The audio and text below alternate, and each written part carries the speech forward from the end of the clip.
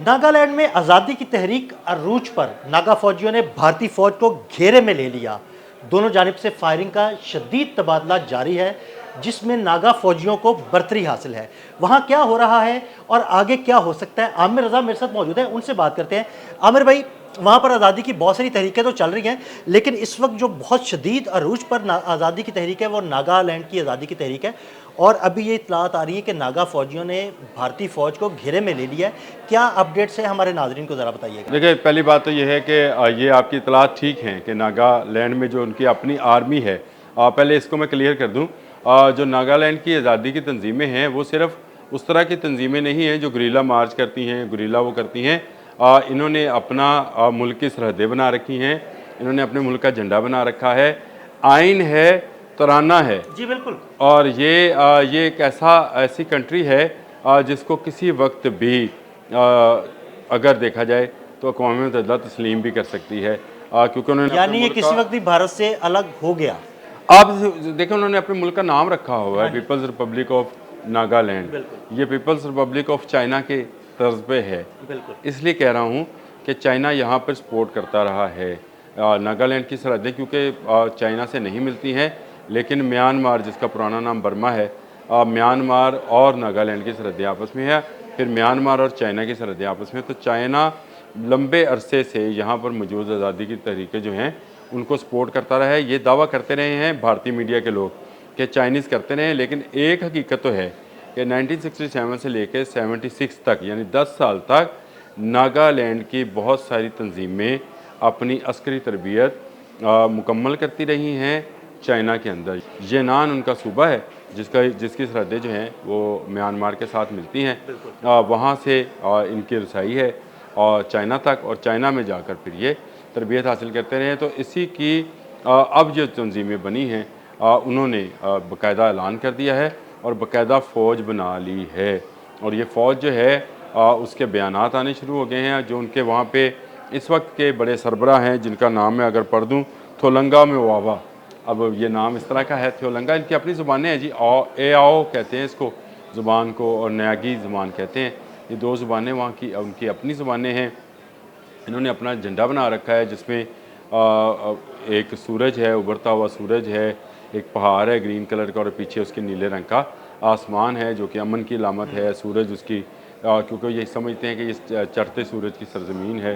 पहाड़ी इलाका है, जंगलात बेबहा है, कोयले की बेबहा दौलत यहाँ पर मौजूद है, और यही दौलत इनके काम आती है, और यही यहाँ का सबसे बड़ा सरमाया भी है। दरिया हैं, पहाड़ हैं, फसलें हैं, और नागालैंड एक ज़रहेज़ इलाका है जी।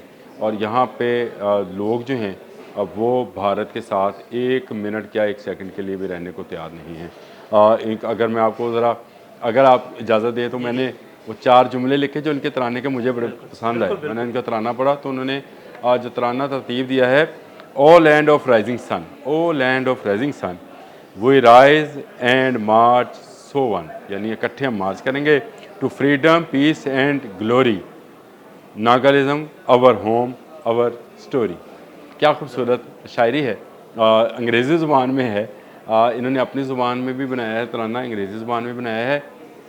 झंडा मैंने आपको बता दिया कि उनका तैयार हो गया, आइन उन्होंने बना लिया, और अब ये भारत से अलहदगी का ऐलान आज या कल इस में। वक्त क्या हो रहा है वहाँ पर, ये ज़रा हमारे नाजरीन को। देखिए, इस वक्त हो रहा है कि मोदी ने बहुत कोशिश की थी, थोलंगा को उसने बुलाया भी था दिल्ली में, और ये गए भी थे, क्योंकि ये सियासी अमल के ज़रिए चाहते थे कि कुछ ऐसे मुज़ाकरात हों कि हमें हमारा आइन, हमारा झंडा, हमारी यानी एक सूबाई खुद मुख्तारी जैसी कफ़ियत जो है वो चाह रहे थे हो जाए, हम रहें इनके साथ ही, भारत के साथ मुंसलिक रहें। लेकिन मोदी की वही तोसीब पसंदाना जो पॉलिसी थी, एक तरफ मुज़ाकरात कर रहा था, दूसरी तरफ फ़ौजें जो थी वो दाखिल हो रही थी उन इलाकों में जो इनके कंट्रोल में थी।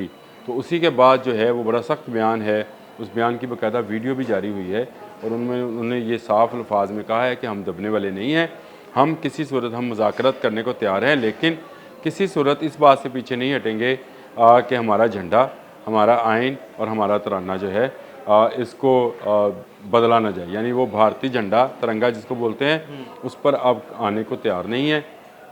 भारतीय तराना जो वंदे मातरम वाला है उस पर आने को तैयार नहीं है, और भारतीय आइन जो वहाँ पे इस वक्त लागू है उस पर आने के तैयार नहीं है। वो कह रहे हैं कि हम अपना आइन बनाएंगे।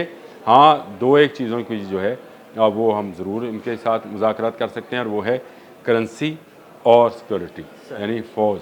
इस पर वो कहते हैं मुज़ाकरात हो सकते हैं, लेकिन अगर तीन चीज़ों को कहें तो नहीं होंगे। अदरवाइज़ हम अपनी जंग का आगाज़ कर चुके हैं। झड़पें वहाँ पे हो रही हैं, और 5000 के करीब नागालैंड के जो फ़ौजी हैं, पूरी एक ब्रिगेड है जो कि इस वक्त इंडियन फ़ौजों को घेरे हुए है और इन पर हमले कर रहे हैं, क्योंकि ये उनके इलाके में दाखिल हो रहे थे। तो ये एक बड़ी पेचदार सी पोजीशन है। चीन इसमें किस हद तक सपोर्ट कर रहा है, गो भारतीय मीडिया इस पर बहुत ज़्यादा तिलमिला रहा है। उनका कहना है कि चीन इस पर म्यांमार के ज़रिए ना सिर्फ असला बल्कि पैसा भी भिजवा रहा है, और अब इनके पास जदीद इख्तियार जो वो इस्तेमाल कर रहे हैं, ये कहाँ से आ रहे हैं, क्योंकि बर्मा के पास तो ये हथियार हैं नहीं। और ये भी सुनने में आ रहा है कि ये जो झड़पें जा रही हैं इसमें भारतीय फौज का बड़ा नुकसान हो रहा है। जी, वह ज़्यादा नुकसान तो भारतीय फ़ौज का ही हो रहा है, क्योंकि ये पहाड़ के ऊपर हैं, जी बिल्कुल। वो नीचे हैं। और चाइनीज़ जिस तरह से हिमालयंस में करते हैं, क्योंकि ये भी एक पहाड़ी सिलसिले के अंदर मौजूद है इलाका, तो यहाँ पर भी वही हिमालयन ट्रेन जैसी है, उसी ट्रेल जैसा जो है इलाका है, जहाँ से ऊपर से तो नागालैंड के जो फ़ौजी हैं वो हमलावरों पे जो है गोलियां बरसा रहे हैं। और मज़े की बात यह है कि इनके पास चाइनीज़ असला नहीं है। तमाम तर मीडिया की इंडियन मीडिया की रिपोर्ट्स के बावजूद ये साबित नहीं कर पा रहे हैं कि इनके पास जो असला है वो चाइनीज़ है। ये मुख्तलिफ़ तंजीमें म्यांमार में काम करती हैं जो मुख्तलिफ़ इलाकों से, मुख्तलिफ़ मुल्कों से नजायज़ असले की तजारत करते हैं, और ये नजायज़ असला जो है मंशियात, लकड़ी और मादनियात के एवज़ जो हैं बेचते हैं। इनसे जो नागालैंड के लोग हैं या फ़ौज है वो असला हासिल कर रही है। लिहाजा भारत का ये मौक़िफ़ तो इंटरनेशनली रद्द हो जाएगा कि वहाँ पे चीन किसी तरीके से सपोर्ट कर रहा है। हाँ, चीन 1967, मैंने 1967 और 76 का बताया कि वो 10 साल ऐसे थे जिसमें नागालैंड में रहने वाले लोगों की आज़ादी के लिए चीन मदद फराहम करता रहा है, लेकिन अब सूरत हाल वहाँ पर बहुत कशीदा है। भारतीय फ़ौज घेरे में आ चुकी है, और अगर भारत वहाँ पर बाकायदा हमले का आगाज़ करता है तो मैं आपको बता दूँ दुनिया में किसी वक्त भी इस आज़ादी की तंजीम को लेकर अलग नागालैंड पीपल्स जो है नागालैंड जो है पीपल्स रिपब्लिक ऑफ नागालैंड का ऐलान किया जा सकता है। ये इस वक्त बड़ी सूरत हाल है। भारत टूटने को है, ये बात लिख लीजिएगा। भारत में जो आज़ादी की तहरीकें हैं वो रोज़ बरोज़ उसमें जो है तेज़ी आती जा रही है, और ये पैगाम जो है भारत के लिए है कि आप दूसरे मुल्कों की तरफ, उनकी सरहदों की तरफ देख रहे हैं, खुद आपके अपने लोग आपसे तंग हैं। तो भारत के लिए ये एक लम्हा फ़िक्रिया है कि उसकी तसीह पसंदाना सोच ने उसके अपने अंदर रहने वाले लोगों को उसके मुल्क से बदज़न कर दिया है। और देख लें आप, उन्होंने अपना झंडा, अपना आइन, अपना तराना बना लिया।